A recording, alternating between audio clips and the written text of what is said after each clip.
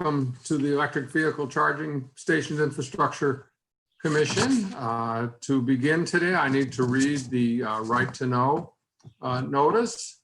Today we'll be conducting various business of the commission, and we need to be in compliance with the right to know law. As chair of the commission, I find that due to the state of emergency declared by the governor as a result of the COVID-19 pandemic, and in accordance with the governor's emergency order number 12, pursuant to Executive Order 2024-04 and its extensions, this public body is authorized to meet electronically. Please note that there is no physical location to observe and listen contemporaneously to this meeting, which is authorized pursuant to the governor's emergency order.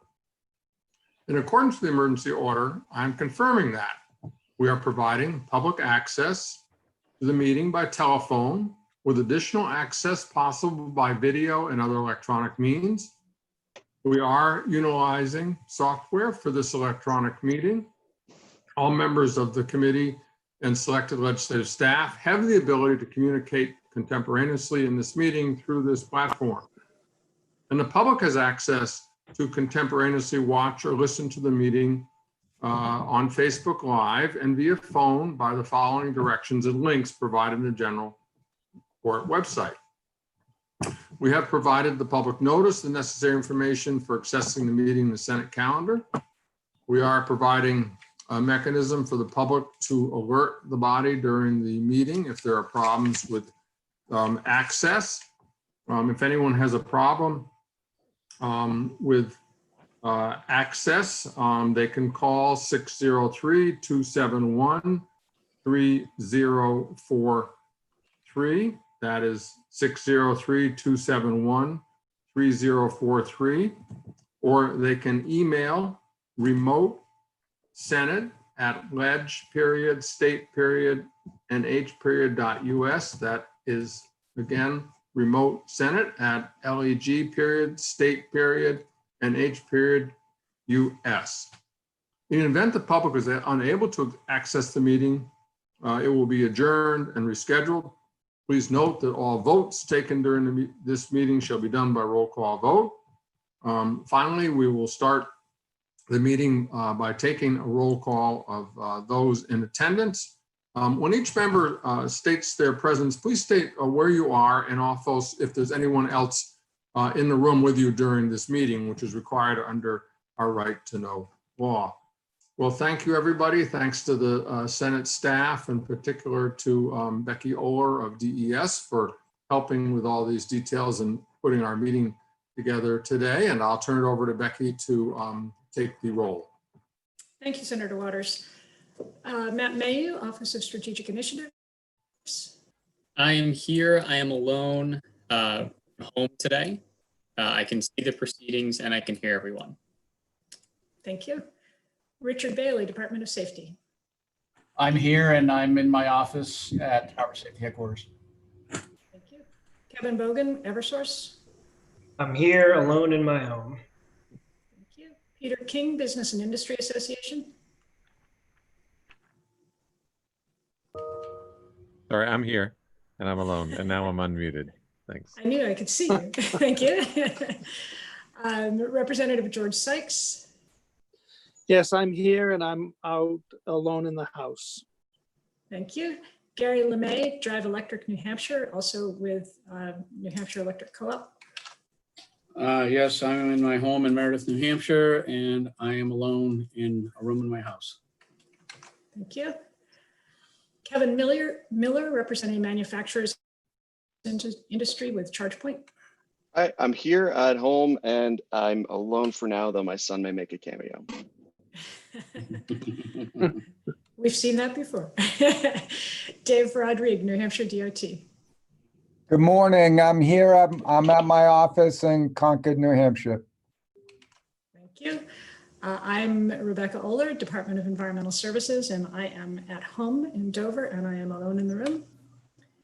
Dan Bennett, New Hampshire Auto Dealers Association. Yeah, good morning, everybody. I'm at my home office in Bow, I can't promise that two 12-year-old boys will leave me uninterrupted for the next 2 hours. So, but I'm alone for now. Senator David Waters, Chair. Hi, I'm Senator David Waters. I'm at home. I'm alone in my room in Dover. Representative Stephen Smith. Don't believe I've seen him. I saw an email from him that he wouldn't be able to make it. Okay, thank you, Representative Sykes. And last but not least, Carlton Simpson with Unitil. Hello, I am here. I can hear everyone, and I am alone in Hampton, New Hampshire. Thank you. With that, Senator, I'll turn it back over to you to start the agenda. I will note that we were informed that, I'm sorry, I'm looking for my notes here, that Peter Clark with Senator Shaheen's office has to leave by noon. So I just wanted to make sure that you were aware of that. Thank you.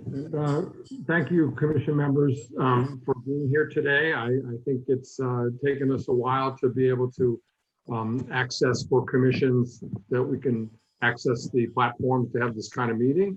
But our timing actually is very good for us because there are several things that can be reported on because of actions at the federal level, potential actions, and also some reports to we're doing in the state.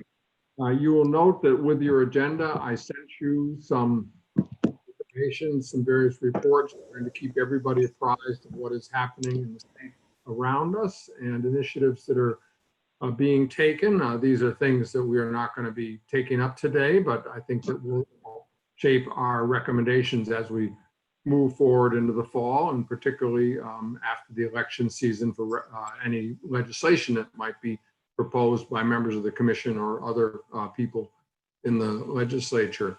I thought that given the circumstances that we wouldn't go around for introduction at this time of members and public attendees, but there will be an opportunity for public attendees to ask questions and to make comments. And at that time, they can, of course, introduce themselves.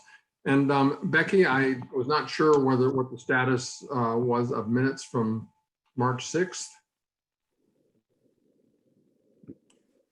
They should have been sent around. I sent them to Jennifer, and I believe that they were sent around with the materials that were sent. Did everyone get the copy of the minutes? Yes, that's what I wanted to be sure that everybody had them, and I will make a motion to approve the minutes from the March 6th meeting, if there would be a second.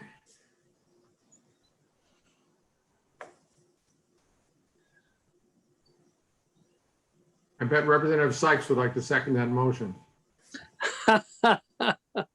Sure, for the sake of discussion, why not? I'll second the motion. Thank you. Are there any corrections or additions to the minute? Well, then, Becky, we do need to have a roll call vote on the minutes. So if you could please read the roll, and we will please record your vote. Okay. Matt Mayu, Yes. Richard Bailey, Yes. Kevin Bogan, Yes. Peter King, Yes. George Sykes, Yes. Gary LeMay,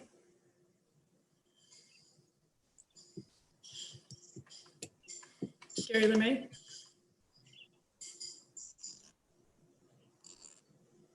Gary, we can't hear you. You're on mute. Still can't hear you.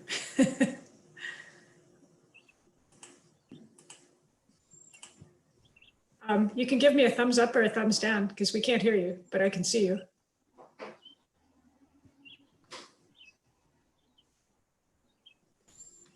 Let me circle back to you. No, yes, I was There you are. lost in Zoom land somewhere. Thank you. I have too many screens open, sorry. Got it. Kevin Miller, Yes. Dave Rodrigue. Yes. For myself, I say yes. Dan Bennett, Yes. Senator Waters, Yes. and Carlton Simpson. Yes. Thank you.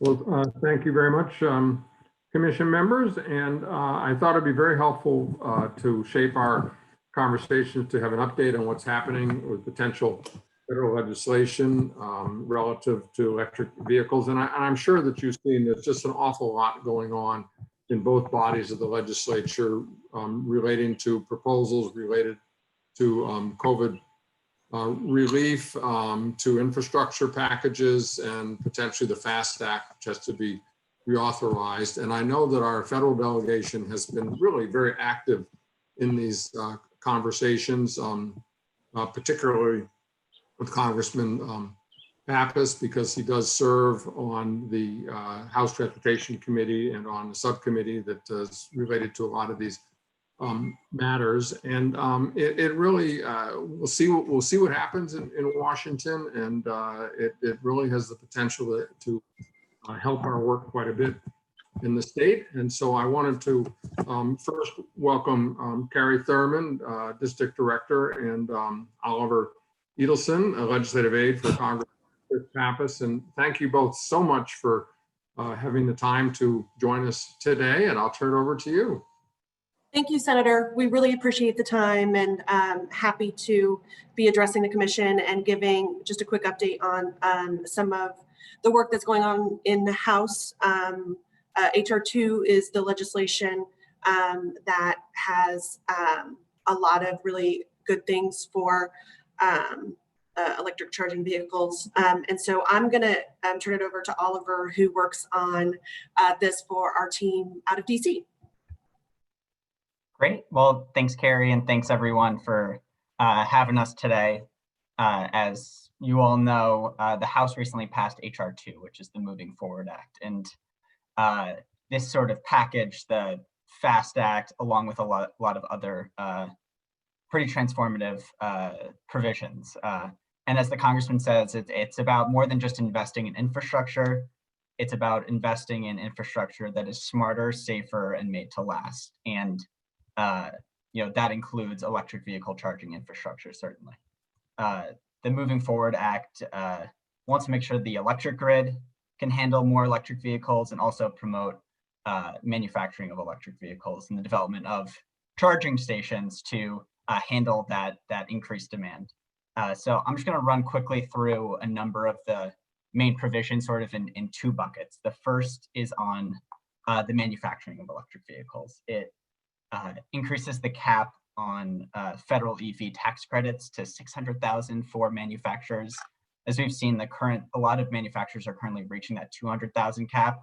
And so this helps both manufacturers of electric vehicles and also folks who are interested in purchasing them.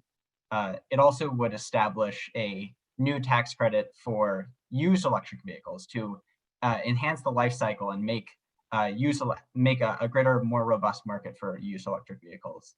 And then third, it also has a lot of incentives for the federal government to purchase electric vehicles, electric buses for schools, and most notably, and that's been in the news, for the Postal Service to increase their purchase of electric fleet.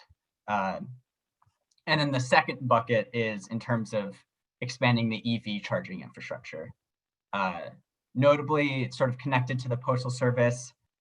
One provision that we're excited about is that it requires the installation of EV charging stations at every post office by 2026.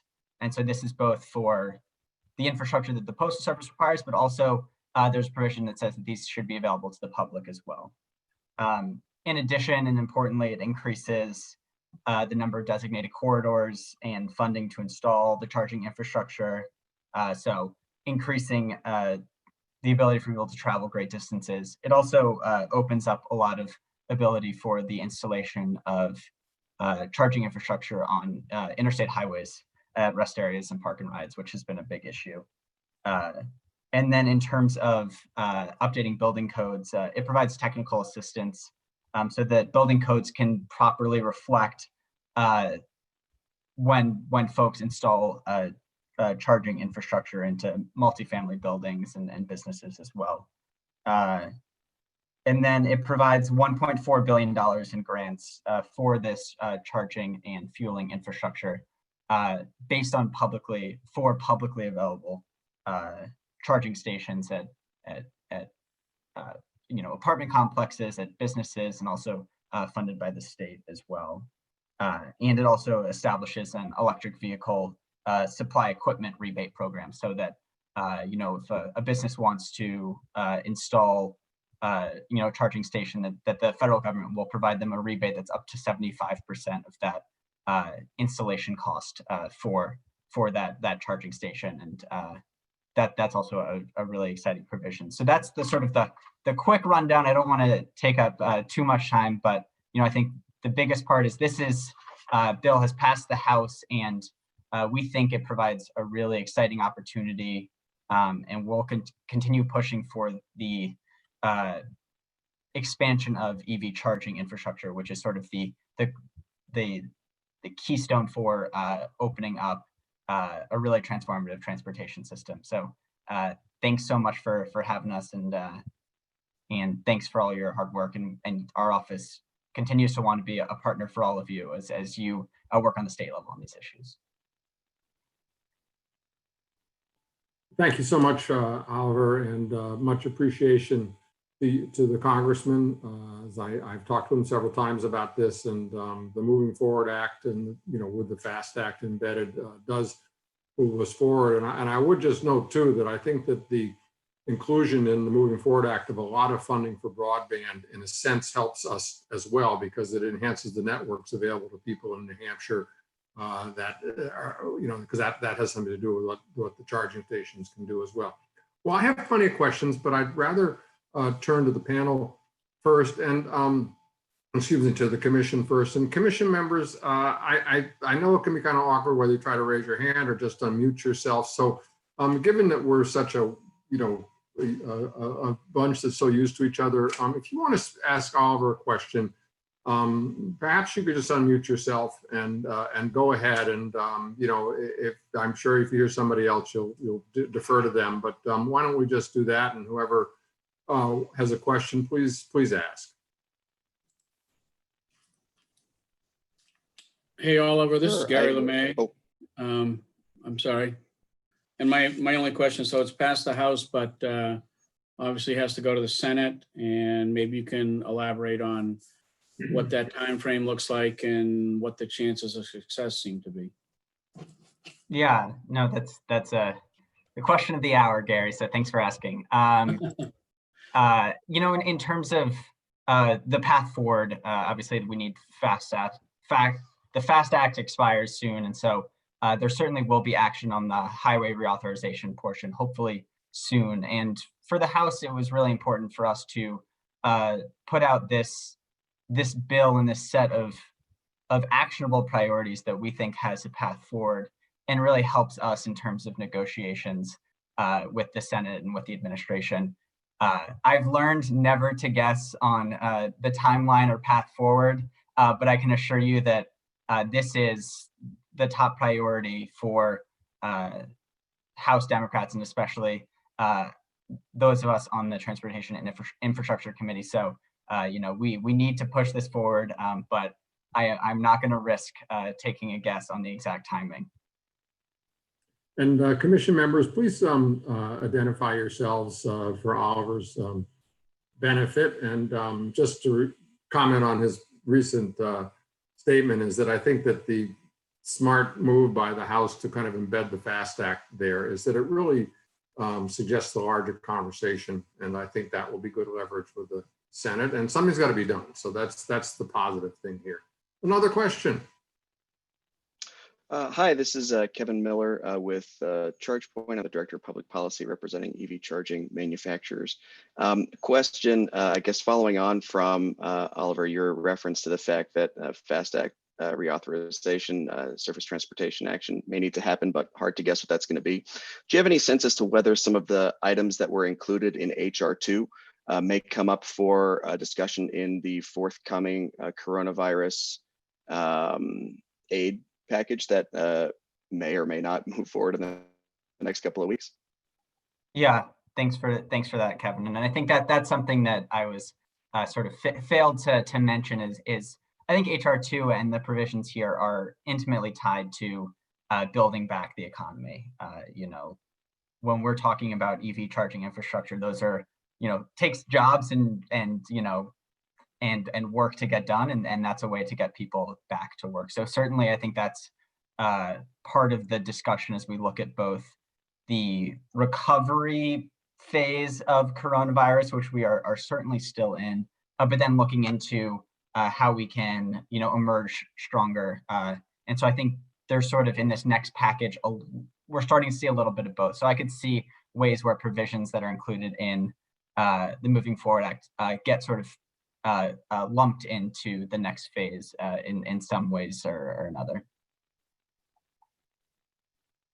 And another question.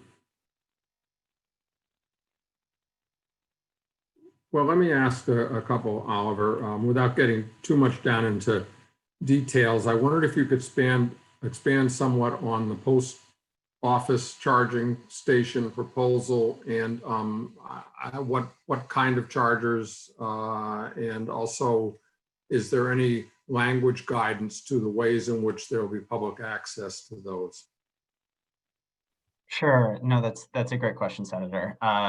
In terms of public access, this is one section of the bill that's a little less well defined, and I think that's part of the reason is we want to make sure this continue to look forward, this bill, and so the deadline for these publicly available charging stations is 2026, and I think Chairman DeFazio didn't want to decree too much in terms of the required technology as we're looking 6 years down the line for, you know, when we're looking at such an expansive, you know, for every single post office. So that section is a little lighter in terms of what exactly the types of charging is. So that's not as well defined.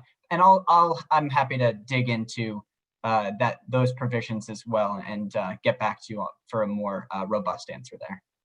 And thank you. I think it might be the kind of thing that if it develops that, and for many of these provisions, that if they develop, we will probably have to take action in state legislation and in rules to make sure that it can work.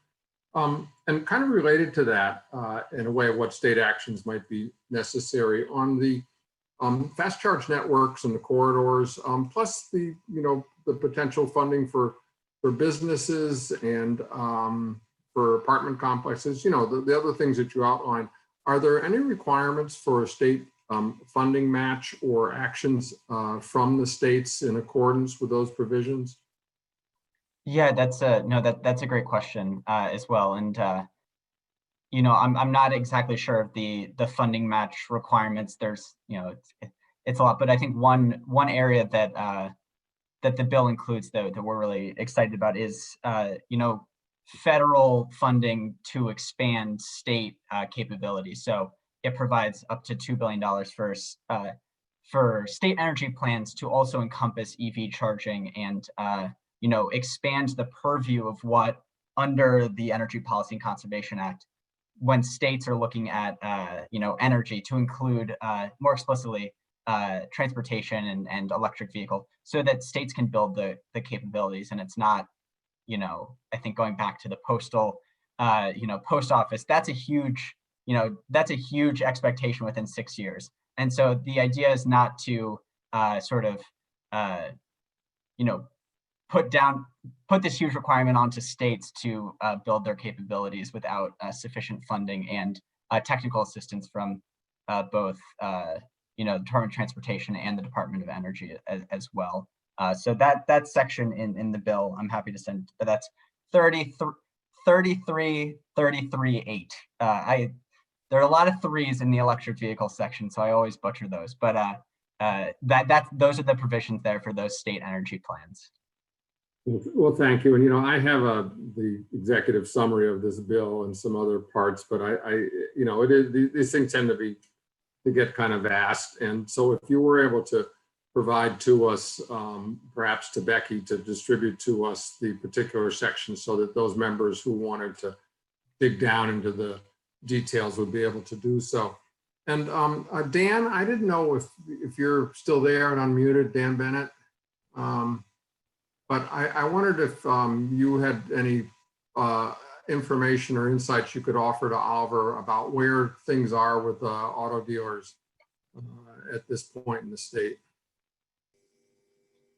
As far as how they're doing, or how they're doing related specific to EVs, or about both. I mean, I think it's helpful for Oliver to understand, you know, what you're facing in the business and supply and you know, other matters, and then some particular reference to what you are seeing anticipated by the industry dealers moving forward. Yeah, well, okay, so I guess there'll be a couple answers there. The one big fear right now is just inventory. And they're starting to feel inventory crunches for both new product and new parts. Dealers made it through the past few months, New Hampshire dealers better than many others. Quite frankly, because the governor of New Hampshire made sales an essential service. A lot of other states, sales were shut down and they had to go entirely remotely, where our showrooms were allowed to remain open, which means the dealers could immediately bring staff back, which was a really big deal. So some of them have actually reported, you know, a better May this year than last year, which is shocking. But there were people and real buyers in the marketplace. Not just people kicking tires at a dealership on a Saturday because it was somewhere to go when there was nowhere else to go. But they were real buyers. So that was a positive thing that we've seen from the past few months. But like as I get back to, inventory concerns is a really big deal. You read some of the stuff about the manufacturers, and the first thing that they delayed is EV production. Yeah. Not to pick on any one manufacturer, but quite frankly, they're going to be more concerned about rolling Silverados off the line than they are Bolts. And we're gonna feel that. So that's a concern. I think all manufacturers have made some statement about a delay of their EV models that are coming out. So availability is a concern.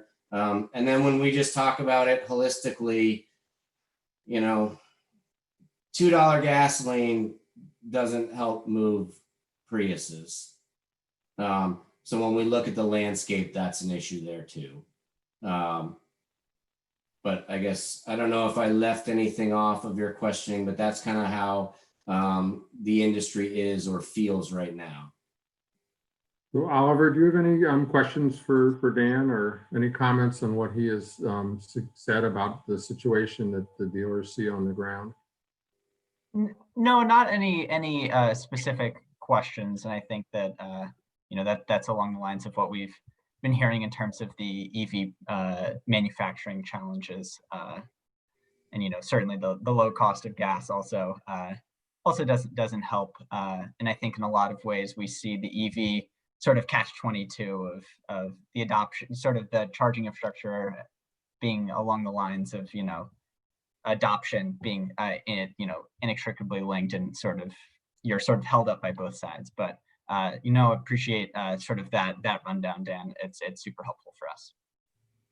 It does seem to me that lifting the cap on available manufacturing, and then also the incentives and the charging station incentives all work together to kind of give the dealers something to work with, you know, as we move forward. But it is true that I think a lot of the manufacturers just obviously said they're delaying the release of certain models. There's a lot of great cars coming, but you know, they've got to look at their bottom line. And I think that we all in New Hampshire, you know, share the kind of kudos to Governor Sununu for recognizing the situation of the auto dealers and letting them keep open. You know, I look at the weekly revenue reports, and you know, seeing that auto registrations were holding up so well, I said, somebody's buying some cars. So this is one of those bright spots there. And, you know, I mean, I think, as you know, Oliver, and the congressman certainly knows that, you know, the auto dealerships are really core in a lot of our communities to employment and economic growth and recovery. So it's just awfully good to try to focus on their needs. Are there any other questions for members of the commission? I have a bigger picture question, Oliver. I know before the pandemic hit, you know, there was this conversation of whether or not our society would shift to more of a shared mobility model and maybe a shift away from private vehicle ownership. Do you have any thoughts just on, you know, is the pandemic, you know, going to reverse those trends, or and how, you know, government, both at the federal and state level, can, you know, prepare for either of those two futures to play out? Yeah, that's a really important question. I don't know if it's shifted any long-term sort of projections so far. I think definitely we've seen just by the nature of the pandemic and sort of the public health guidance that we've, you know, seen a suppression in terms of the interest in the short term of sort of shared and communal transportation, or but I don't know if that's affected any long-term either or planning or policy so far. You know, I think the question is certainly still out there. What impacts will the pandemic have on every aspect of society? And that's one that, you know, I think will become more clear as we get out of the pandemic. But there certainly is a policy need to understand what the implications are for autonomous vehicles and you know, shifts in transportation systems. You know, I think a lot of attention gets played to you know, in urban settings, but I think there are a lot of potential opportunities that we still don't understand enough in terms of how autonomous vehicles could impact, you know, folks in New Hampshire and ways to connect them to other intermodal forms of transportation as well, which I think could be an opportunity for our state. I have a question, Oliver, thanks. Do you know, in past stimulus acts, there's been a lot of focus on only funding shovel-ready projects, you know, to get the money out there quickly, which could be difficult with something like EV charging if, you know, if it were required that it had to be built within 10 months, a year, whatever. Not only because the permitting side of things sometimes takes time, but also, you know, if the money wasn't there, people aren't planning for it. So sometimes the plans take longer. Do you know, does this include shovel-ready requirements? So in terms of, you know, because this is separate from the coronavirus relief, I don't think there are those expectations, but that, you know, I think we've seen that recently in Gopher funds in New Hampshire for broadband, as that being one of the challenges in terms of the, you know, the importance of getting the funds out, getting people back to work, getting support really quickly, but also wanting to make sure that, you know, things like expanding rural broadband can't happen overnight, and you know, a lot of times shouldn't. We need to do our due diligence and get the infrastructure there.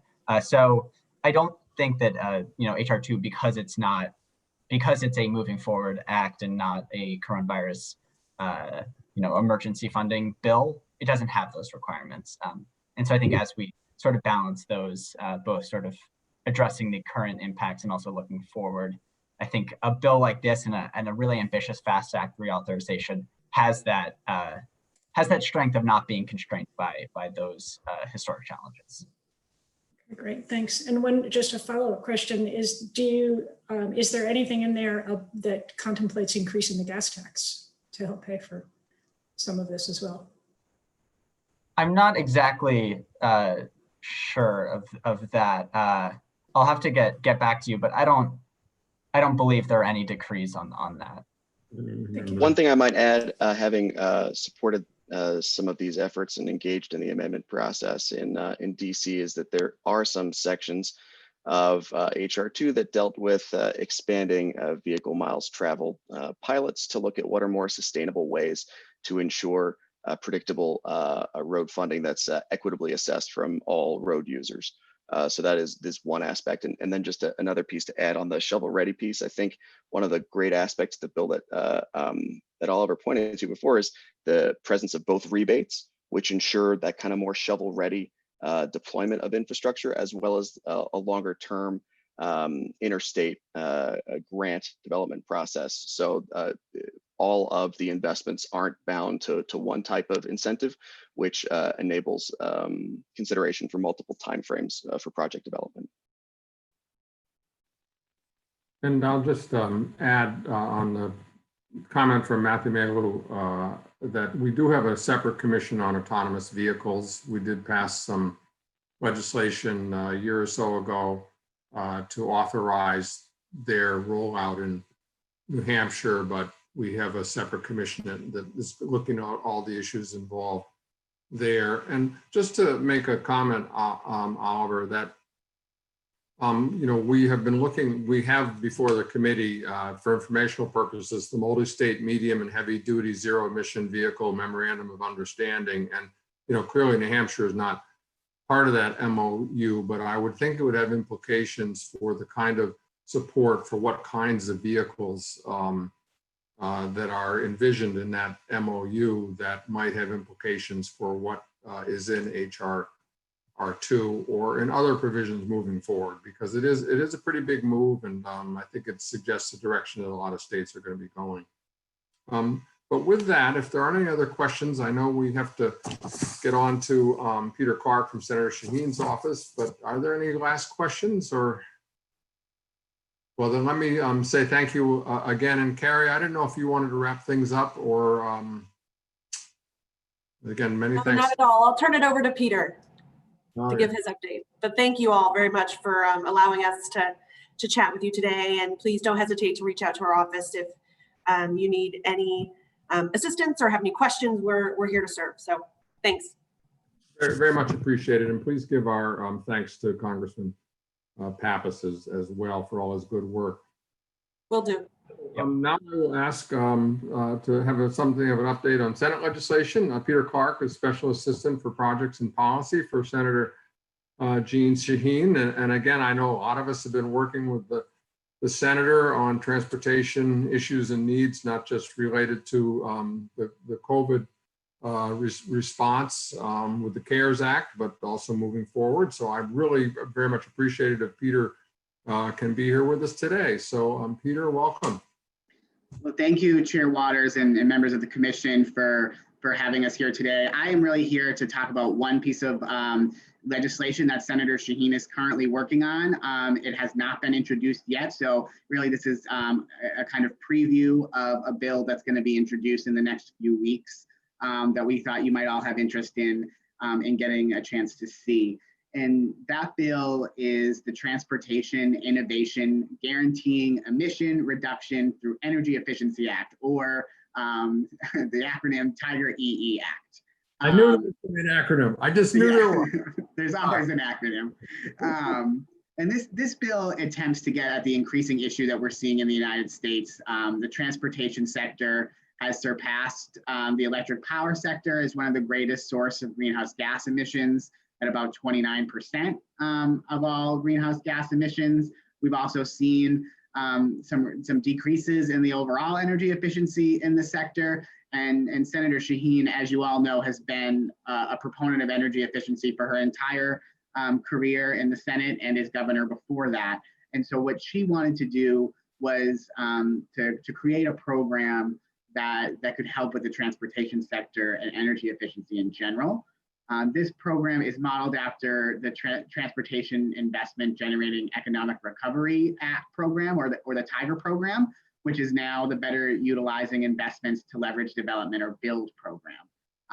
The BUILD program is a great program, but it's an oversubscribed program. It does take into consideration energy efficiency, but if this bill were to pass, this would be a fund that would be created that would specifically focus on transportation projects that have a major energy efficiency component. So the crux of the bill is, if passed, it would create a $300 million annual fund housed at the Department of Transportation for grants to enable states, tribal entities, units of local government, or public entities with jurisdiction over infrastructure to invest in energy efficiency infrastructure projects. The applicants would be reviewed on how that project enhances energy efficiency, economic competitiveness, environmental sustainability, to name a few. There would be consideration for projects that leverage federal investment by encouraging non-federal contributions, supports rehabilitation of existing infrastructure, improves resilience to extreme weather, and improves technology innovation and the use of information and communication technologies. Of course, in addition to the considerations for the actual transportation infrastructure.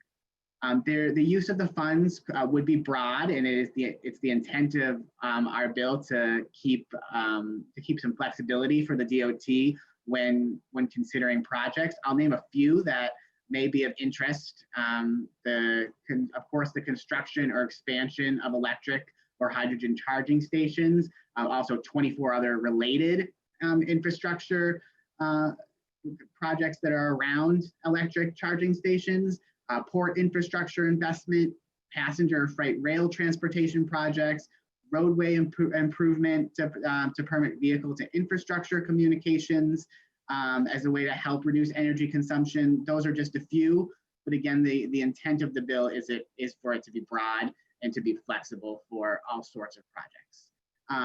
Also, another important point of the bill is that there is a component that would have kind of almost like a rural state set aside to ensure that a lot of these funds may go to big cities, but to make sure that they go to smaller states and more rural states like New Hampshire as well, and there would be no less than 20% of the funds shall be allocated to projects in rural areas. So that is a quick overview of the bill. Again, it has not been introduced yet. Senator Shaheen's intent is to introduce the bill before the August state work period. So I'm happy to answer any questions. And since it isn't introduced yet, if there are any questions that I can't answer offhand, I am happy to take those back to our legislative team in Washington, and then we can follow up when we have an answer to it. But certainly, thank you for your time, and would open it up for questions. Well, thank you, Peter, and thanks to the Senator for the great work, and look forward to seeing that bill. And I imagine there may be some questions on what you've been discussing, and so I will turn to the commission members as before. But let me ask that you identify yourself when you ask your question, because of our right to know provisions. It will help those who are viewing remotely. So any questions? Yeah, I have a question. This is Dan Bennett from the New Hampshire Auto Dealers Association. We're always interested in, I guess, asking the question. So with the proposed legislation, is there any opportunity for a vehicle marketplace incentive? I think I don't know the answer to that off the top of my head, but I can certainly bring your comments to our legislative team, and we can touch base. Thank you. Well, I have one I'll ask, Peter. You referenced public entities as well as others that deal with energy infrastructure. And I wonder what does that public entities include? Does that include regulated utilities, or what is that about? Yes, I believe that's the intent. The intent is to make sure that it's flexible to who can apply for those funds, that we're not just limiting to states or local governments, but that we're leaving it flexible to all sorts of stakeholders who may have a stake in infrastructure projects. So that is the intent. And I just would like to comment too that the senator always says that we in the Senate take care of the smaller states, and I'm very glad to hear about the 20% set aside, because that means a lot to us. I mean, in the CARES Act, the size of the cities kind of made it a little tough for us. The because we don't have one with 500,000 people in it. But I mean, this is really what is directly helpful to New Hampshire. Well, sure, and that is certainly the intent of that rural allocation portion of the bill, is to make sure that the funding that would come if this bill were passed is going to be something that will benefit all areas of the country, including our smaller states and our more rural portions of our country, like parts of New Hampshire.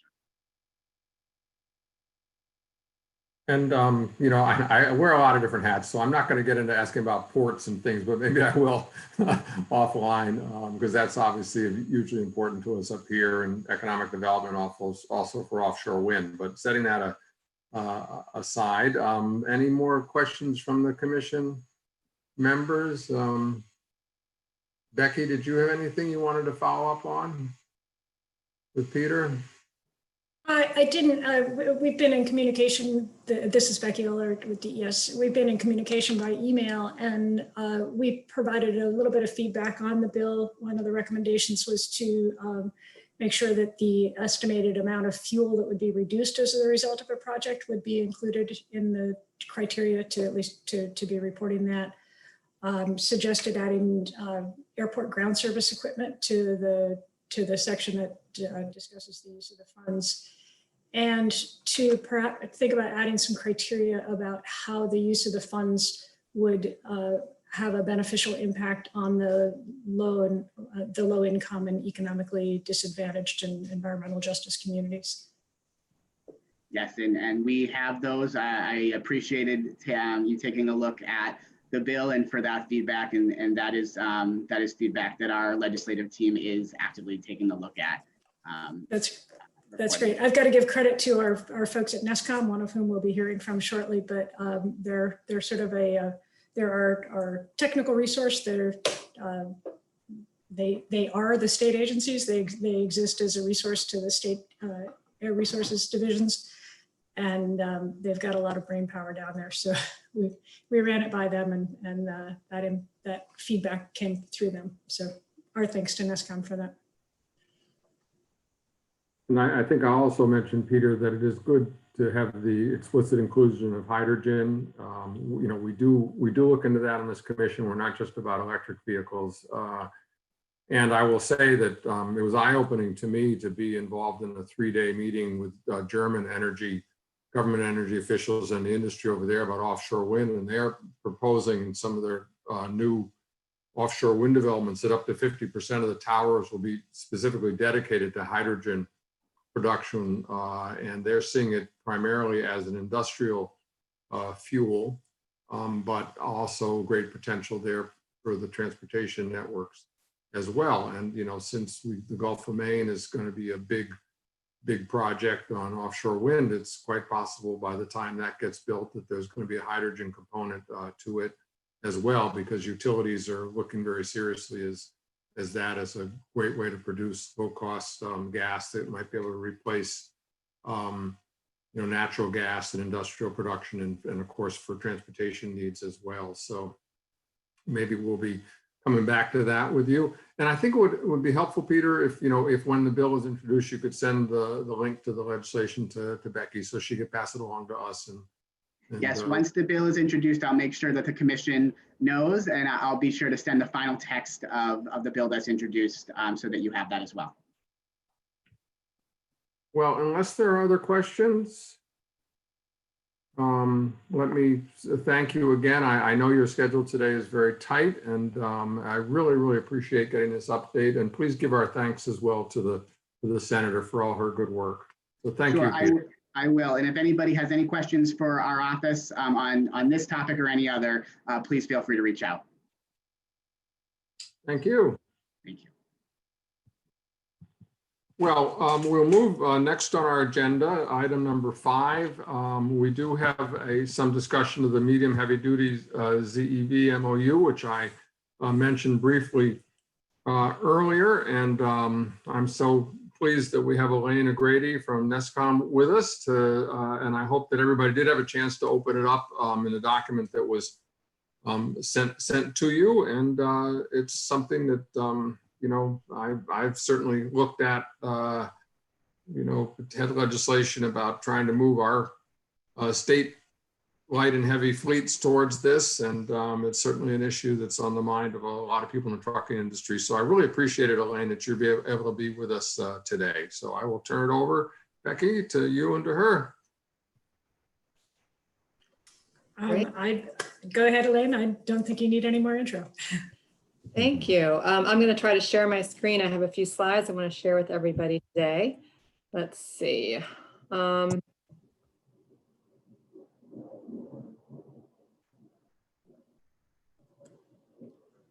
everybody see that okay?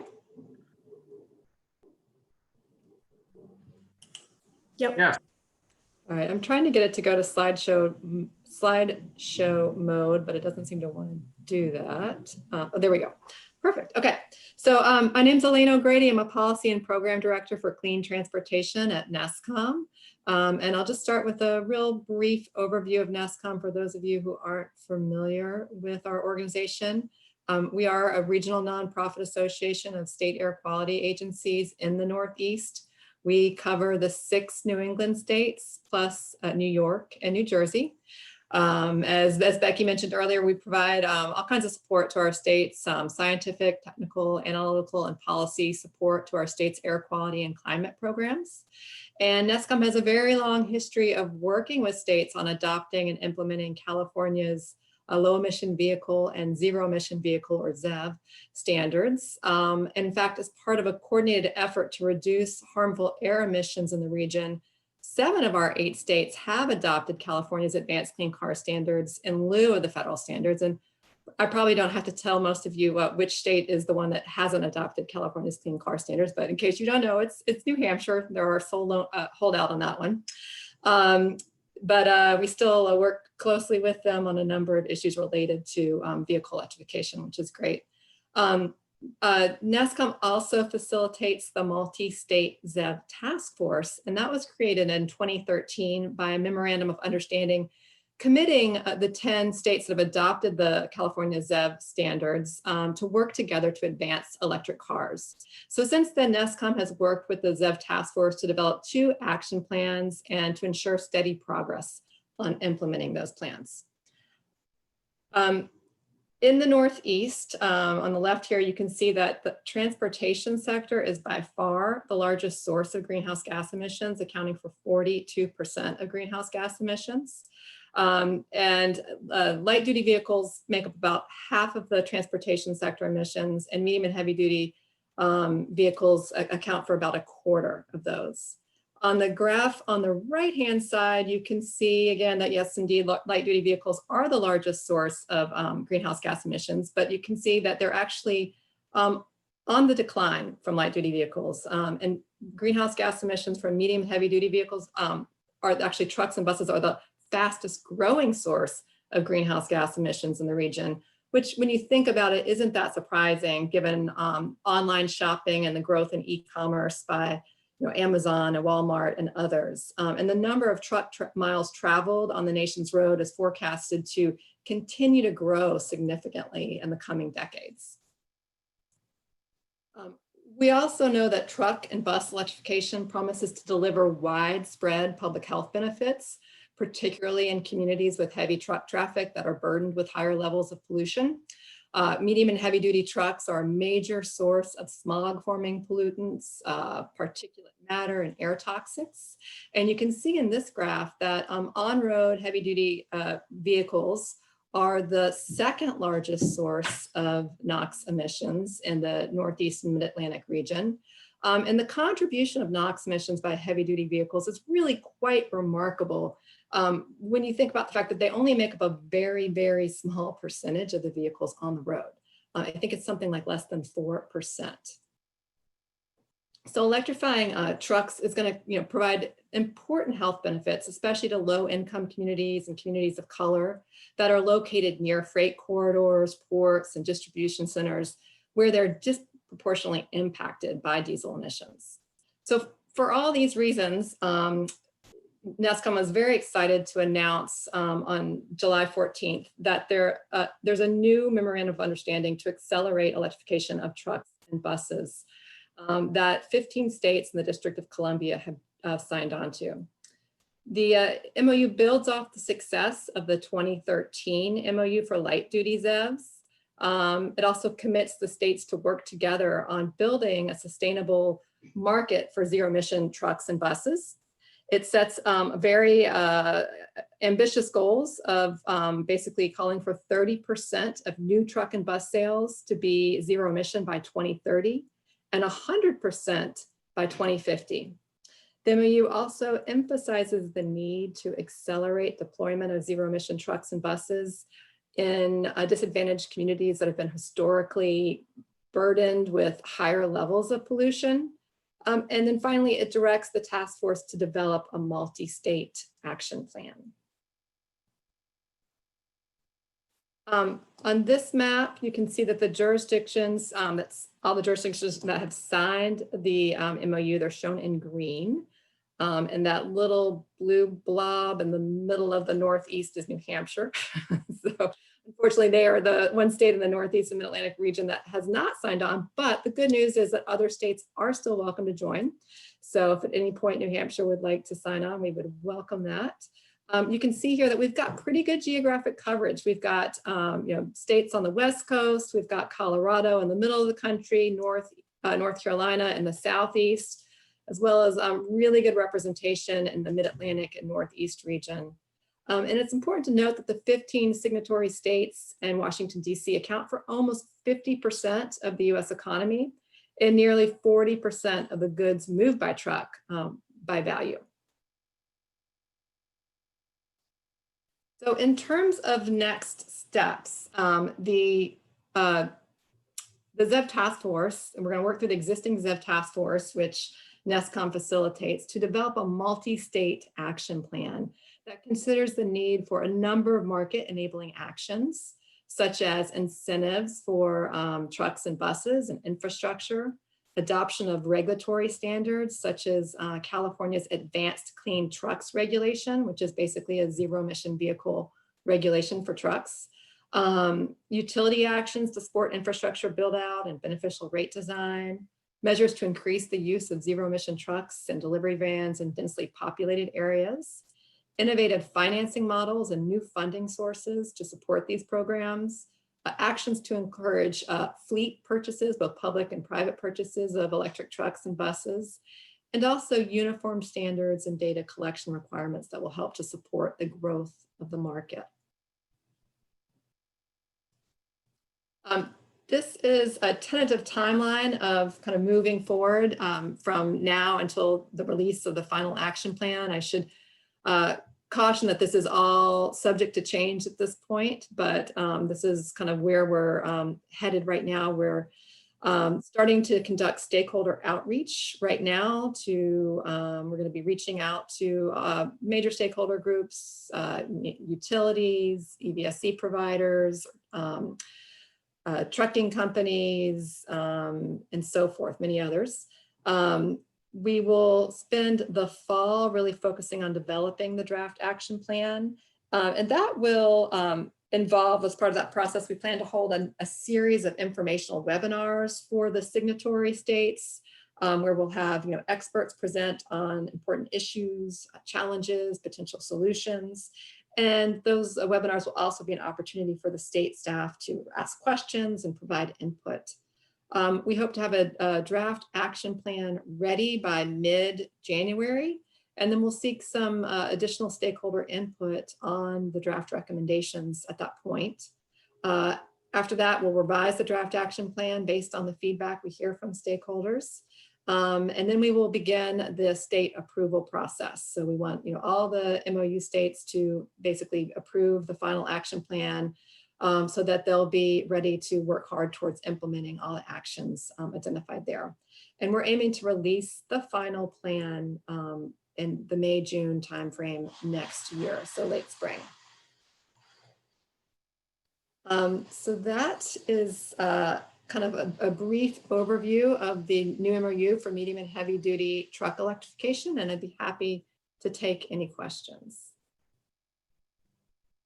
Thank you so much, Elaine. And, with kind of short notice, I know, be able to pull this together for us. And, you know, I've been reading about it, lots of whereases and some great therefores in the, in the MOU. But let me ask first if maybe you could put your screen down. If I could do what? I'm sorry. Take your presentation off. Okay, yes, yes. All right, thank you. So the commission members are back.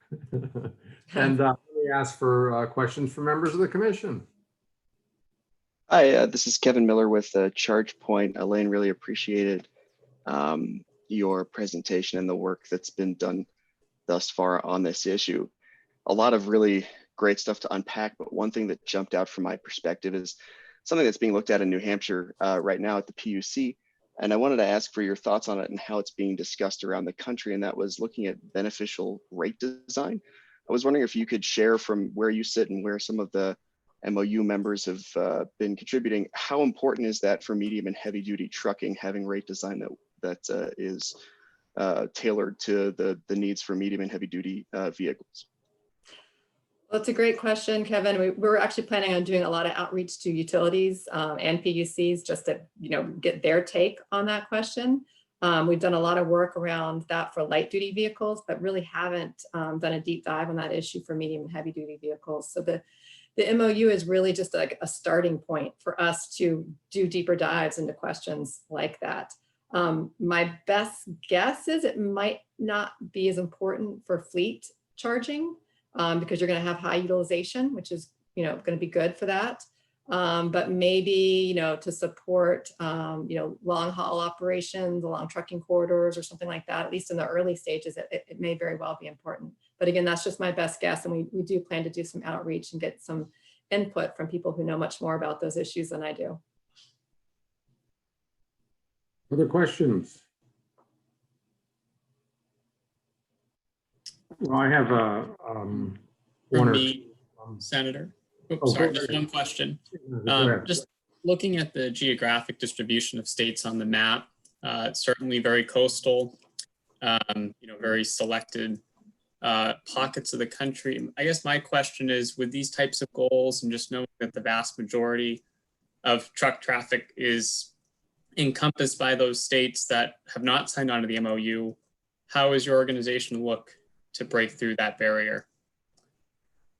Well, we are still looking for additional states to sign on, for one thing. And we know, you know, in the early, a lot of truck traffic is really not going across the country, so much of it. A lot of it is regional, a lot of it's happening, you know, last mile deliveries. And so I think that will be the stuff that we'll have to focus on in the early stages in terms of meeting our 2030 goals.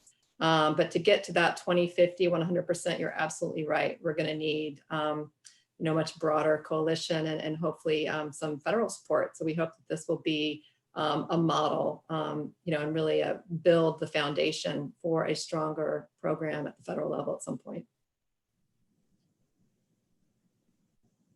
And Elaine, I had a couple on that. I mean, you know, we the House, the New Hampshire House had a bill to move to the California, you know, join the California standards, and it did pass the House, and then we did not take it up in the Senate due to the COVID. And but you know, there was a lot of conversation. There's a working group around that, and you know, so New Hampshire is certainly looking at this in that regard. And then I had a bill last year, you know, a year ago, the previous session, on moving us towards some standards that look kind of like this on the light vehicles and the heavy duty vehicles, but for the state fleet as a way of addressing something that the legislature could potentially legislate. And, you know, a lot of good discussions about that. And I thought we ended up with a pretty good bill.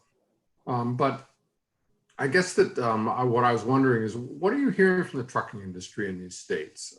You know, I mean, there's such a dynamic process that I can just imagine each one of those states, the governor and the legislature and all the interested parties. And there's certainly, you know, a very important group here in New Hampshire. And so I just wondered what, you know, what the response so far from the industry is. Right. Well, we are just at the very beginning stages. In fact, you are my first group to do outreach to officially since the MOU has been signed, and we're going to be ramping up on that. But I can tell you, based on some very early conversations and just experience in the past, generally industry is pretty supportive of market enabling actions like incentives, fleet purchases, generally not so supportive of mandates, so requirements to sell electric vehicles.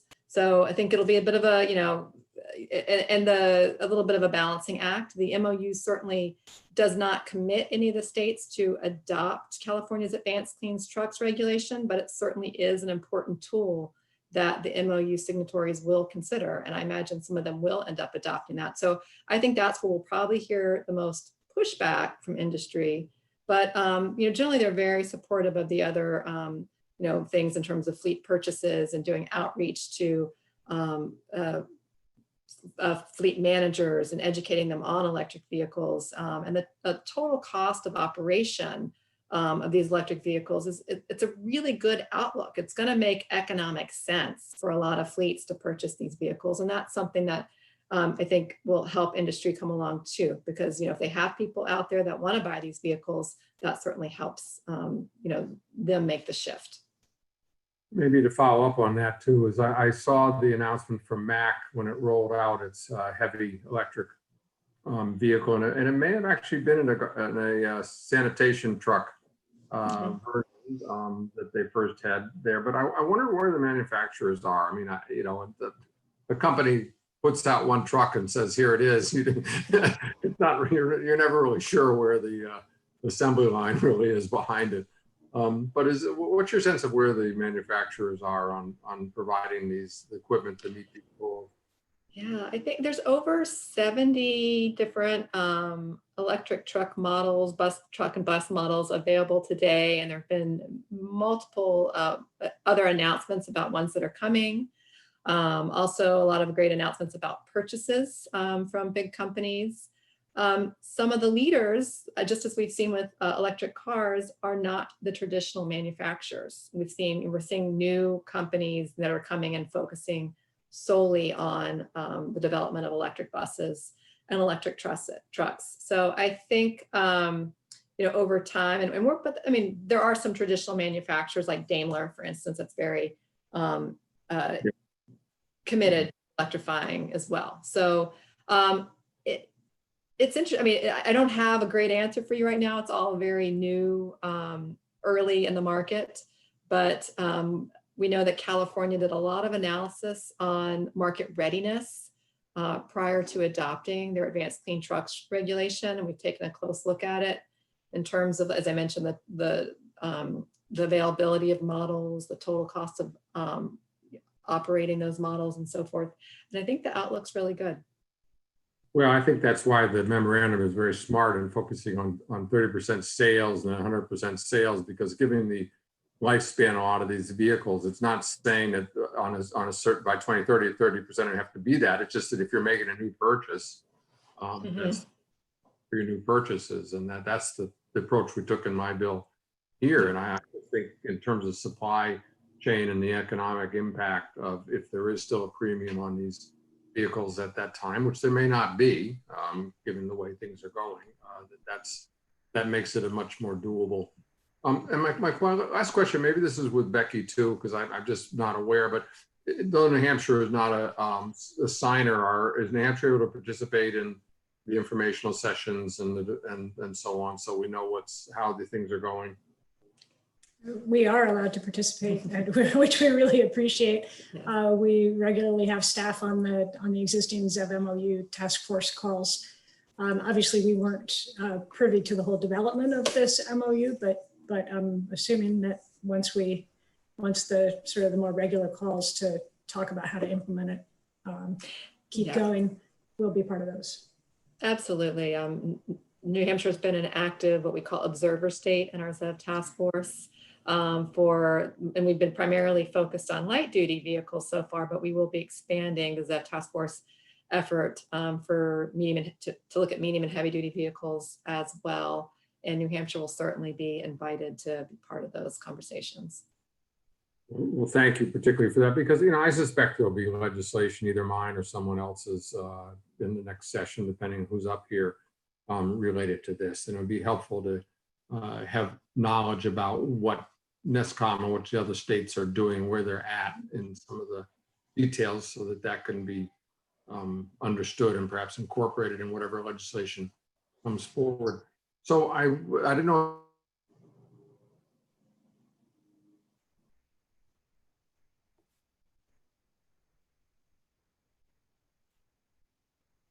I think we just froze there. Hold on a sec. I'll see if I can If get there a are hold of any Senator additional Waters. questions or comments? Sorry, Senator, you had just frozen up for a second. So I'm sorry. You hear me now? Yes. Okay. So I didn't know if Becky, if anybody else wants to ask a question. Are we? Hi, Senator. This is David Rodriguez from Department of Transportation. I will say, as we study this and we have looked at the CNG market, the hydrogen market, electric vehicle, particularly for our heavy fleet for many years. One of the things that has us particularly concerned currently when we talk about medium and heavy fleet is the rate at which you can transfer the energy that these large trucks need to do their jobs. We work with industry experts that do systems all around the country. They do electric vehicle charging systems at airports, for rental car companies and so forth. And they also do fuel systems for them. And when I ask them to look at this for me, what they describe is that you can transfer so much energy through petroleum products so quickly into the vehicles, and there's still a very difficult time matching that with the transfer of electrical energy. New Hampshire is a rural state. Our heavy plow fleet is not just in the urban areas, it's in all the rural areas, and that equipment works 24/7 during winter operations, up steep mountains. We need heat, not just for the comfort of the operators, but obviously so we can see in those worst conditions. So as you do some of those deeper dives, transfer of energy and the rate at which you can do that is something that is very much of an interest to us. Thank you for flagging that. We have heard that before, and it's certainly something we will look further into. The 30% target is not, we had some discussions of whether the 30% target should be for each vehicle type and class and so forth. We recognize that some vehicles will be more suited to toward electrification sooner than others. So it is kind of across the board. So we'll work, first with those vehicle classes and types that are best suited to electrification based on how they're utilized. But I certainly hear your concern and did take note of it. Thank you. Thank you, Dave. Anyone else? Well, again, much appreciated, Elaine, and I have a feeling that either Senate Transportation or House Transportation may be asking you back. Well, I'd be happy to come back. Thanks so much for having me today. I appreciate it. Thank you. Thank you, Elaine. So we will move to item 6 on the agenda, Electrify America. And Becky, you're going to talk about where we are on cycle 3 investments. That is, I need to get to my cheat sheet here. So as most of you are probably familiar, the Electrify America, the wholly owned subsidiary of Volkswagen that is responsible for investing their penalty dollars in zero emission infrastructure around the country, is currently in their cycle 2 investments. They've reached out to states in both the cycle 1 and cycle 2 planning periods to get information from states. Cycle 1 was really a lot of data requests, vehicle volumes, traffic volumes and the like, to try to identify some of the heavier traveled corridors. Cycle 2 is built on that, and now they're planning for Cycle 3, which starts in January of 2022. So they plan long a ways in advance. And so anybody has been invited to submit comments to Electrify America as part of their planning for the Cycle 3. The deadline was the end of this month. They just extended it by a couple of weeks, but I think that we're going to try to get comments wrapped up as quickly as we can. And so I know that NESCOM, on behalf of the NESCOM states, and particularly on behalf of the ZEV states, has submitted comments.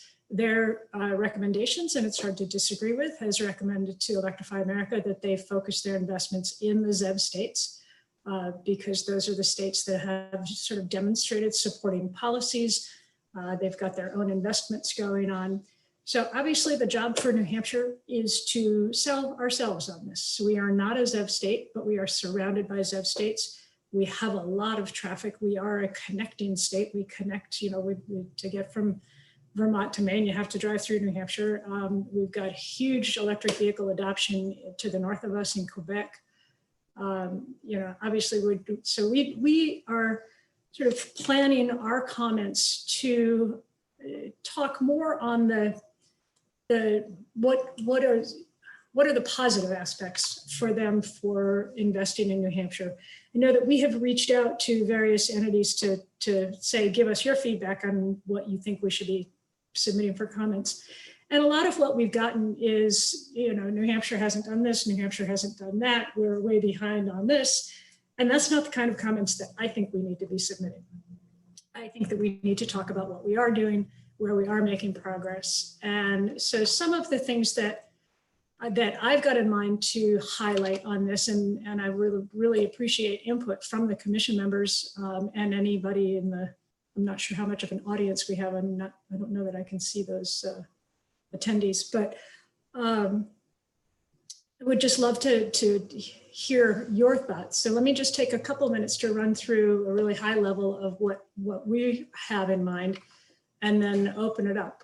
And these are not in any particular order because we haven't finalized our document yet. But to begin with, New Hampshire has been pretty proactive in terms of participating in the Federal Highway Administration's corridor designation program to get corridors designated for any of the alternative fuels, electrification, hydrogen, natural gas, and propane. We have 3 corridors, and you would remember perhaps when we were developing the DC Fast Charger, we showed a map of New Hampshire with the highlighted corridors. And so basically all of those highlighted corridors we have submitted. And we have 3 corridors that have been determined as ready for signage. And that's I-95, I-93, and the F.E. Everett Turnpike from the Mass Line to I-93 in Bedford. Those are all considered EV signage ready, meaning that there is infrastructure on those corridors. And we're working with DOT, and maybe Dave after this can provide some bit of update, but working with DOT to get to the process of where we are going to be getting some signage on them. Then we've got basically every other major corridor right now has been approved as pending. So that includes Interstate 89, the Spalding Turnpike, New Hampshire 11 from 89 to the Vermont border, from New Hampshire 101 from I-95 to it says to New Hampshire, so that note is wrong. But anyway, New Hampshire 101 from I-95, I think, to Vermont. US 2 from Vermont to Maine across the North Country, US 3 from US 2 to the Canadian border, so getting up that connection up there. Route 4 from the seacoast over to Concord, Route 9 from 89 to Vermont, and 302 from I-93 to Maine. So those are basically hits pretty much every major corridor in New Hampshire. So that's one thing that we want to play up, is that we might not have the infrastructure on them yet, but we are planning it. We have identified the corridors where it's a priority. And so we'll be sharing that. One of the things that in the process of doing the outreach for the RFPs that we've done, and just in general outreach on the use of the Volkswagen funding, is that we have invited anybody that is a willing site host to please let us know. And we have posted that information on the OSI's website so that anybody that's interested in putting in a charging station can go to that and say, I'm going to go talk to these people because I know they want me there. And so we think that that's a useful thing. We're going to let Electrify America know that. We're certainly going to talk about the work of this EV Commission, as well as Senator Waters' other 2018 bill, Senate Bill 575, which directed the PUC to basically start taking action and having conversations on some of the key rate design issues that can either help or harm EV charging. That docket is underway right now. It will not be wrapped up. Oh, actually, with the delay, we may be able to include what the final order is. I think the PUC has to have an order out by the 11th. And I believe that the new deadline for comments is the 14th. So maybe we can get that in and hopefully we'll have some positive news from that. But based on the discussions as a participant in that docket, I think that we're going to see we've seen some good recommendations coming from staff, some great comments on those, pushing things a little bit further. So hopefully we'll have some good news coming out of that process. We want to talk about the Business and Economic Affairs EV charging report that was drafted by Plug-in America last year that sort of highlights some of the needs around New Hampshire and some of the positives around New Hampshire. Then we'll talk a little bit about all of the outreach and education that's going on. Obviously, our Granite State Clean Cities Coalition, I know Jessica's on this call, and that group has been fantastic in terms of doing our biennial Green Year Fleet event at the Motor Speedway. Unfortunately, it had to get delayed to next year, but we'll be back. Organizing ride and drive events, and just really working with partners around the state. And then naming some of those partners, such as Drive Electric NH, which is hosted by Clean Energy New Hampshire and includes folks like the auto dealers, Dan's part of that, and a number of the utilities. Through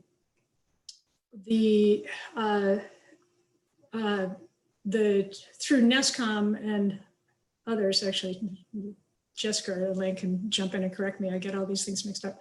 But the Drive Change Drive Electric EV awareness campaign, that's NESCOM and has hired a Edelman communications company to work with the states and on this Drive Change Drive Electric awareness campaign.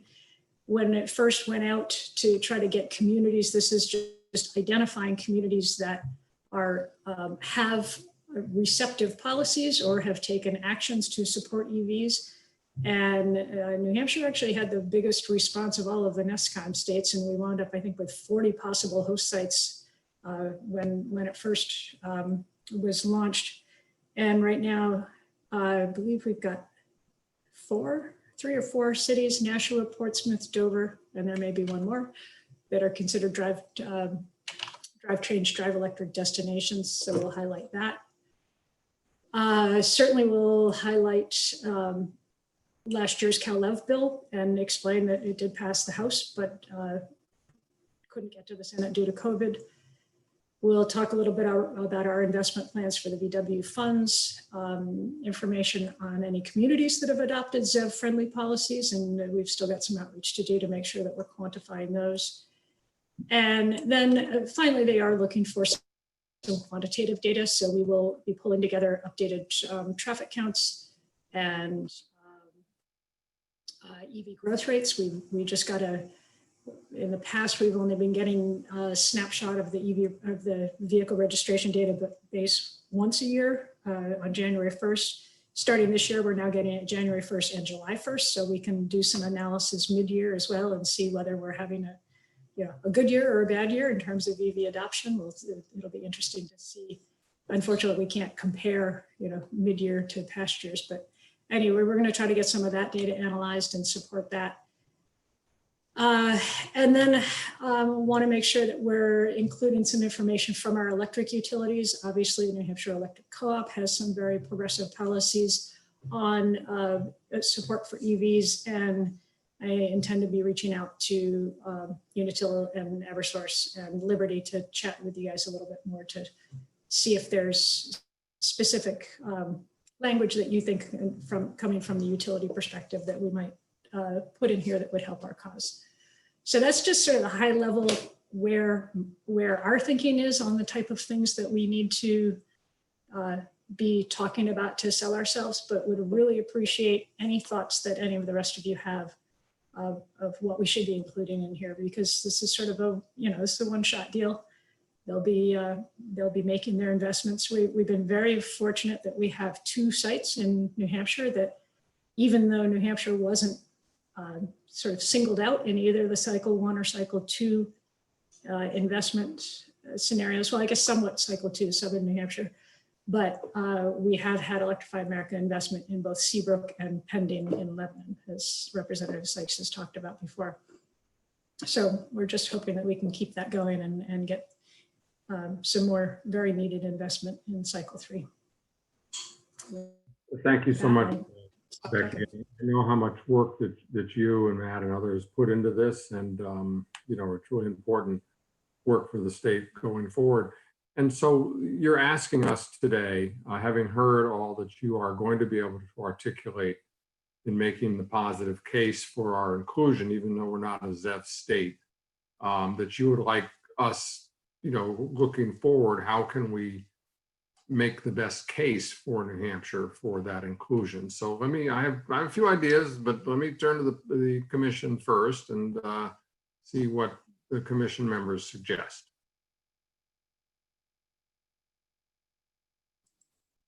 Hey, Becky, Gary LeMay. I'm sorry, I missed a little bit of that. I had to step away for a minute.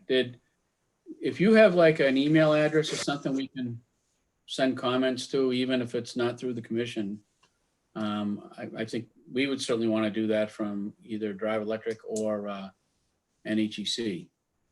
Yeah, if you go to the Electrify America website, and I don't know right offhand what that address is, but there is an opportunity to submit comments there. One heads up is that based on a call that I was on that NESCOM had sponsored, and I will say that NESCOM has created a really great relationship with Electrify America. They really like the Northeast in general, sort of as a result of the great work that NESCOM and the other states have done. But anyway, they did tell us on a call that if you really want your comments to be looked at, keep it less than 3 pages. So if you're going to submit them on your own, I wouldn't be keep it sending under one 3 pages.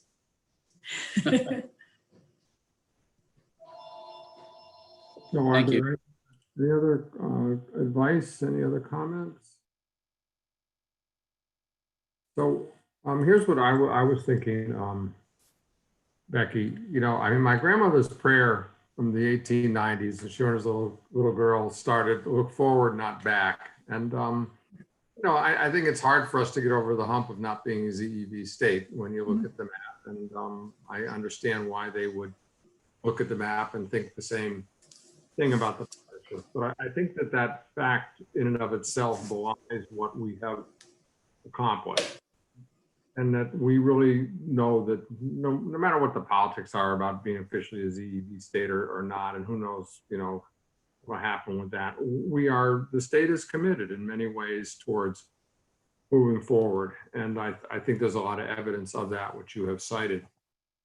So what I was wondering is whether it would be helpful if you and Matt could draft a letter that I could sign on behalf of the commission and as chair of Senate Transportation, and that perhaps if he was willing, Representative Sykes could sign as chair of House Transportation, that would express our support for the proposal, but also our recognition of all the good work that has been done and is being done on this. And it just seems to me that, you know, we're not technically a ZEV state. I get that, but just the nature of our markets and our transportation system, that we are a drop of water in the water that's surrounding us is ZEV. And so that, you know, those boundaries are pretty porous in terms of people's transportation, but also, you know, if we have 350,000 people living here that weren't living here in 2010, and a lot of them are from states that are VE states, they might bring their vehicles with them. And anyways, I mean, I just hope we can put the best case forward on it, and wondering if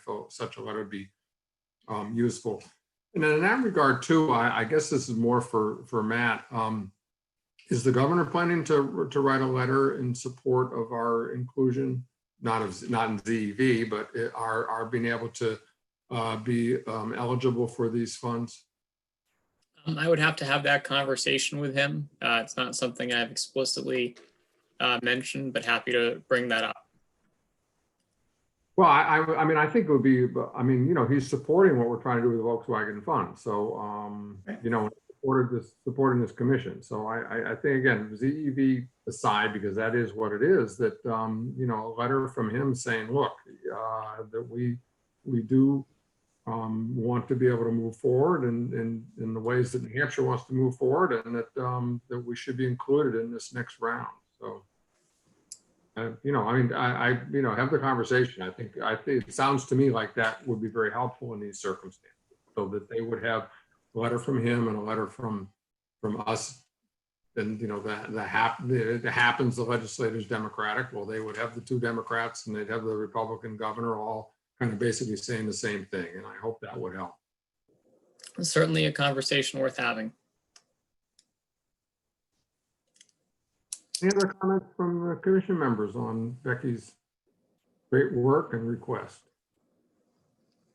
So Becky, people can reach out to you after the commission meeting if they wish to, and perhaps absolutely. There are public members of the public who want to weigh in on this. They can reach out to you as well after the meeting. So. Yep, we have gotten some input because we did sort of reach out to stakeholder groups and asked if, you know, what they had for ideas, and we did get some several submissions, and we'll be pulling some of the key points from what we received for that too into our comments. Okay, well, thank you so much, and fingers crossed. But let's you know, let's put New Hampshire's best foot forward on this. Item number 7, and thank you, Matthew, for agreeing to give us an update on the various activities relating to the VW funding. And so I'll turn it over to you. Excellent. Thank you, Senator. And happy to talk a little bit about VW. From a top line perspective, about 42% of Volkswagen funds have either been allocated or committed. So we are continuing to move forward and continue to move projects out the door. I think it's important to remember that this settlement has a 10-year window. So the fact that we're only just a couple of years into it and we're already at a 42% funding target, we think that's a sign of great progress and a responsible use of the funds in an expeditious way. 3 projects I want to touch on in particular that are of interest to the commission. The first one would be the Green Street lot solicitation, also known as the general court lot, but essentially an application for publicly accessible charging in downtown Concord. We have received 5 responses back to that RFP.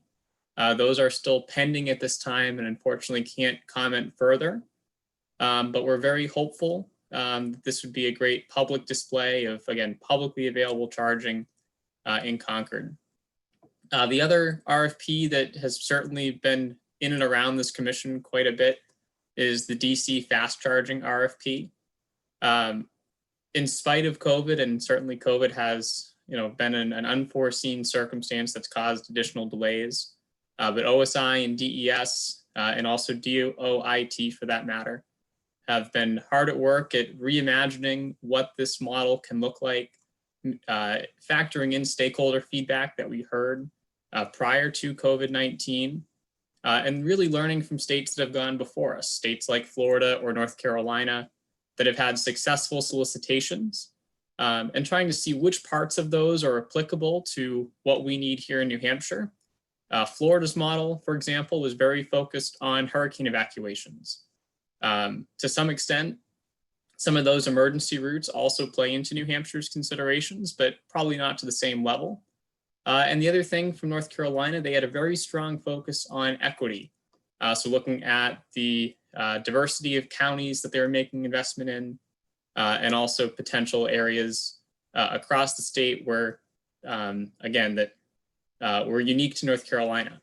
Some of those translate well to New Hampshire, some of those don't. We're a much smaller state, of course. But with that, we do have a model that we're excited to move forward with. We hope to release that here in the coming weeks, but also recognizing that because of how late in the game we are, there is some concern with federal tax credits that might be expiring here at the end of the year. So obviously we're looking to Congress and seeing what might happen there, but we do recognize that it is fairly late in the game and do have to shift our expectations as for when these projects might actually have steel in the ground as a result. And the third RFP I wanted to talk about is an RFP that we put out earlier. It probably would have been 2019 at this point, for electric school buses that did not have any responses that were complete at that time. So we are working to re-envision how that might best move forward and procure those types of buses for a district or several districts here in the near future, but no definitive plans on that at the moment. And happy to take any questions on any of those three to the extent that I can. Thank you. Are there questions from the commission member? Yes, this is Kevin Miller with ChargePoint. Thank you for the update, Matthew. Really appreciate it. One piece of clarification based on your comments, and again, I appreciate some of the insight as to the process, because there's clearly a lot to juggle and retool to make sure that the model that you're designing works right for New Hampshire. You mentioned that issues regarding timing and the 30C ITC tax credit might have an impact. When you say that, do you mean that that might lead to a delay until the federal government potentially extends tax credits or gets around to doing that, maybe in lame duck, or do you still expect to release the framework in the coming weeks? Thank you for that question, Kevin. And I wouldn't want my comments to be misinterpreted as us posing any sort of a delay in regard to the tax credits. Certainly, our initial hope was to make sure that projects could be built and established in a way that would make use of those credits. Because we're not already here now at the end of July and don't have an RFP in the field, we recognize that that window is closing if it hasn't already closed. So we're still moving forward on that same track. We hope that the federal government might extend those tax credits, or at least offer safe harbor for projects that were impacted due to COVID-19. There has been some movement on unrelated tax credits. So we're hoping that that same type of grandfathering might be extended to these types of installations, but that's speculative in nature. But to answer your question, no, we aren't adjusting our timeline based on what the federal government does one or the other. Other questions? And Matthew, perhaps I just didn't hear, when is the RFP out? We're still working to finalize some of those last details, but I don't have a specific timeline. Originally, we had hoped to have it out prior to this meeting. It would have been a great celebration if we could have brought that forward. Maybe some easier questions to answer too. But nonetheless, we're very close. Do you think that it might be out in time for the deadline of the 14th for the cycle 3, so we could point to it? Becky, I would probably defer to you on what technical issues are still outstanding, and if we think those are in the realm to be resolved on that timeline. But I also wouldn't want to put you on the spot to commit you to it. I'd say we're in the realm. We still have to get through DOIT review of the RFP. But that's an interesting point, Senator Waters, and certainly gives us a really solid target. Well, I just would say that it might give you, it might be helpful for you and for Matthew and the governor's office to encourage DOIT to, you know, with all deliberate haste, as they say, because I think it makes a difference. I mean, all the other states around us, you know, and people point to it, and you know, people make political points out of it about, you know, who spent their Volkswagen money and who hasn't, and this and that and the other thing. And it's not like we're not trying to. It's just it's complicated. And if we could point to the fact that yeah, but ours is out. We've got the RFP is out, and so yes, we are getting these. We are going to get these funds out the door and these projects done. So it's just, I don't know if it makes any difference in the grand scheme. It seems to me it makes your case for the cycle 3 better if you just something, you know, something to say, yeah, it's out. So Yep, I think that's a very good point. And I do think that we can probably submit a near final draft to DOIT for review. I don't think it has to be absolutely polished, as long as they get the gist of where we're going with it. So very good point.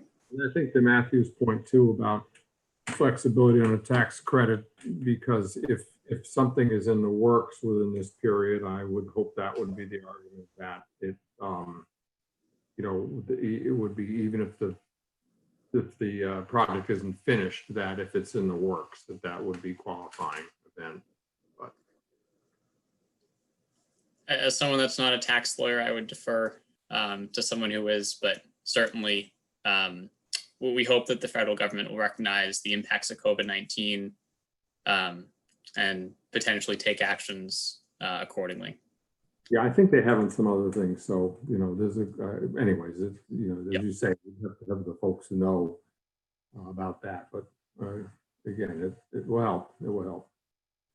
Any other questions from commission members about this update? And it's tough about the buses. You know, given the air quality targets. I mean, goodness knows what's going to happen with buses this fall with students and schools and spacing and all. I mean, it's tough, but you know, we really, in terms of also equity issues, that, you know, the big city districts where clearly any diesel we can reduce is going to help child health.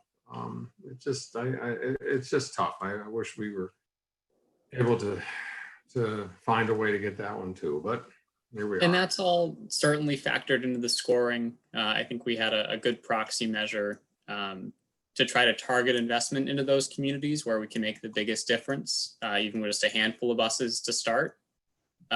We think part of the challenge might have just been the time of the year that we put it out the first time. So I think more outreach to school districts, more collaboration with the Department of Education, and try to solve some of those challenges. But certainly want to be successful if and when we do go back out. Well, thank you. Thank you again. And I'm sure when we have our next meeting, there'll be more to get updated on, and it's much appreciated. And so Becky, back to you. We have a 2020 November. Senator Waters, I got a question. Oh, I'm sorry. Go right ahead, Gary. Sorry about that. Matt, can you tell me, I'm not as concerned about the VW money going to diesel out of the, what, 31.5 million, I think 4.5 million is for electric vehicle infrastructure, charging infrastructure. Yep, 4.6.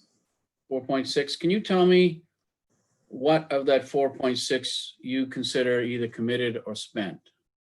I do not have it in front of me at that level of granularity. I can go back and look at which categories those allocations go into, and I can follow up with you offline.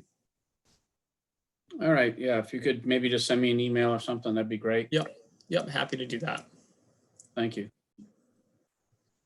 I think that would be good to include it in any letter as well that we might send to NESCOM, because I don't remember off the top of my head either, but we put some in there's some in the pot for the fast charge and there's some in the pot for the level 2. And that is, you know, those commitments were made, such as they were at the time. So, any other questions?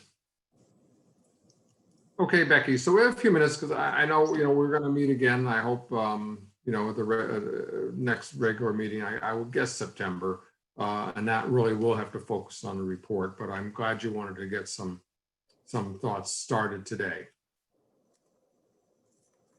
Yeah, I didn't really have a lot on this. I just thought that we needed to keep in mind that we will owe a report first 2020. So we only have meetings through October to finish up our work and put together a report that needs to describe what activities we had, what the findings are for the commission, and any recommendations for proposed legislation. And that's sort of the crux of the report.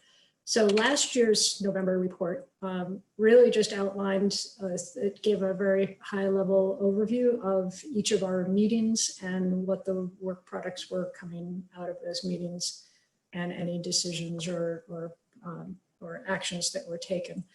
I think that because this is going to be the final report, it's got to be a little bit more than that. This needs to be sort of wrapping up 2 years worth of work and I think giving a good, providing a good direction to the powers that be for where we as a commission think we need to be moving, and hopefully some recommendations on how to get to where we need to be. So that's really all I had on that, was to just, I just thought that it was worth raising at this point because, you know, August, September, October will go very fast. Well, and it is an election year, so it is hard to get our attention. I know that. And I would just comment, you know, I think we had some conversation about whether trying to extend the date of the commission, and you know, in the chaos that ensued about what we were going to pick up and what we're going to put in the omnibus, I don't know whether I just kind of thought, but and this is something for the commission members to think about too, is that it did seem to me that it was good to have a time certain for this commission because we needed to get our work done. And I wish we'd been able to get accomplished more, but I think actually we accomplished a lot in terms of understanding information gathering and collaboration. The policy issues are ones that are driven by some other forces, legislative and otherwise. So it seemed to me that what would be the advantage of this report is to give an opportunity for legislators such as myself to think in the next legislative session, what do we really want to do? And I am of the thought that, yes, we do need to have a vehicle for continuing to talk about electric vehicle and other infrastructure, but that it might be more useful to have a commission that is a little more broadly configured to look at transportation, emissions issues, and other issues that are, you know, that are about electric vehicles, and maybe be able to follow up on some of the things that this commission has undertaken, is underway, but also look at some other issues as well. And so, you know, I'll leave that up for people to to think about. And, you know, we have an election to get through, and then there's filing period for those who were elected or re-elected. And so that really the opportunity to think about bills is November, December, January. But I just thought I'd mention that because, you know, there is that question about we are ending. So any comments from the commission members?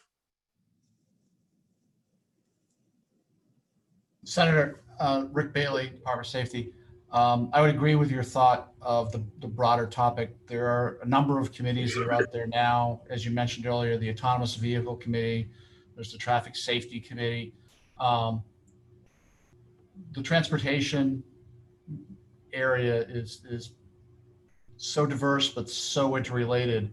I think, you know, if you were to create a committee on any of those topics, 2/3 of the people on this committee would be eligible to be members of that committee. And I kind of assume that Dave Rodriguez from DOT would agree. guidance, whether it's for the maintenance of the highways or the safety on the highways. Those topics interrelate all the time. So I would agree that, a diverse group like this looking at some of these topics is definitely beneficial. But I think the broader scope would make it easier to get some things actually done. Thank you for those comments, Director. And frankly, I'll just say this too, is that I think that in many ways, we know what needs to be done. We have been able to focus on the VW money because that was in hand and drove some of our discussions. But it really seems to me from now on, as we've seen with other states around us, that it's policy at this point, that if legislation is passed and signed that directs certain things to happen, that drives budgets and that drives implementation. And it'll be interesting to see what the states in that MOU, when they started, when the rubber hits the road about what kind of laws are they going to pass to make that happen, that's what it really is about. And I think that's probably where the energy of the legislature is going to be moving, and that's the reality of where we're going to be moving forward post Volkswagen. So if there aren't any more commission member comments, Becky, let's see if we can't, and Alan, if we can't allow public comment at this point. And I'm not sure who may be with us, but if there's a way to recognize someone who wants to make a public comment, let's do that at this time. Yep, I can allow them to raise their hands, which I've just done. And if any of them have comment, I can allow them to speak. Which it doesn't look like anybody's raising their hand right now. All right, we have Lee Ottenham, and I'll allow her to speak. Welcome, Representative Oxenham.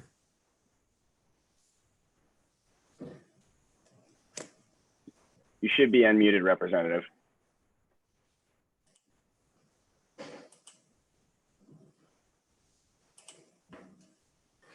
She is unmuted on our end, Senator.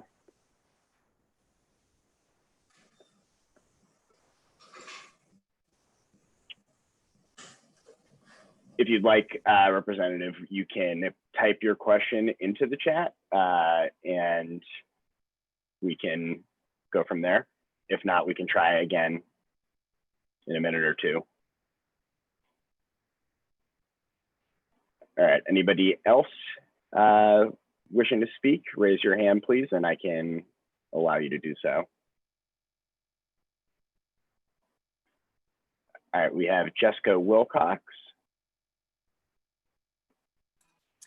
Yes, hello, Commission, and thank you for the opportunity to say hello. I just wanted to mention in response to Matt's reference to electric school buses that the Granite State Clean Cities Coalition is partnering with Drive Electric New Hampshire to host a webinar event at the end of this month on electric school buses. So it may be an opportunity too to hear from some other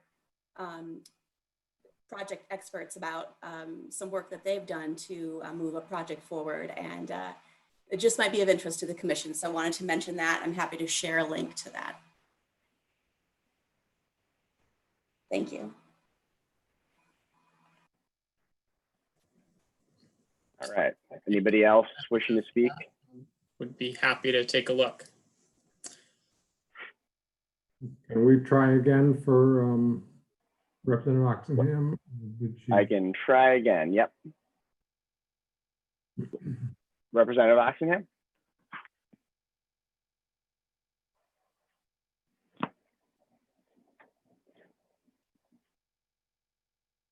Again, she is unmuted on our end.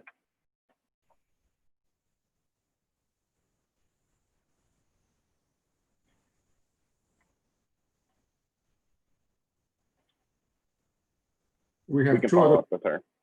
two other participants who have raised their hands, so perhaps we could turn to them. Alan, and then try again with Representative Oxenham. Yep, Jessica Wilcox was the one we just heard from. So there are no more raising their hands right now. Do you know if Representative Oxenham is able to see us, or can you see her? I don't see her. in the I screen. cannot. I will try one more time though to let her in here. Hello? Hi, Representative. Oh, forgive me for making such a production out of this. I just wanted to thank the commission for your work, particularly the fact that you've been working through this difficult COVID time, and hope that you can get your comments in time for this August date, and particularly that we can all work together to get New Hampshire into this MOU and get us all working to that forward direction that Senator Waters has laid out for us. Thank you again. Thank you. And I guess at this point we can close the public comment, and we do need to do a roll call for a motion to adjourn. So I will make the motion to adjourn, and I hope there will be a second. I second David Rodriguez. Thank you, Dave. And Becky, if Multiple. you could read the roll. Well, let me thank Becky again and Alan. Yes. Sorry, I was not muted. Matt Mayo, I'll vote yes. Richard Bailey, Yes. Kevin Bogan, Yes. Peter King, Yes. Representative Sykes, Yes. Gary LeMay,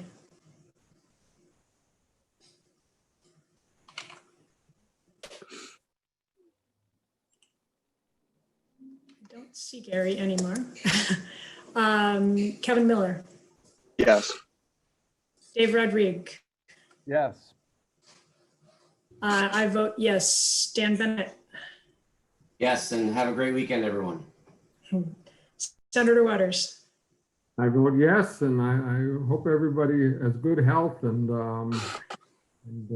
we keep moving the state forward safely in the COVID times. And I appreciate so much, again, all of you participating today. It was a really substantial meeting, and we will be meeting again, and hope similar great reports, and maybe even some good news out of Washington as well when we meet in September.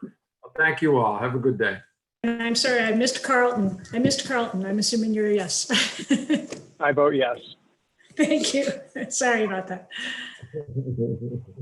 Rebecca, I will, once this is done actually uploading to the internet, I can share the link with you so that you have it. Thank you, Alan. Appreciate it.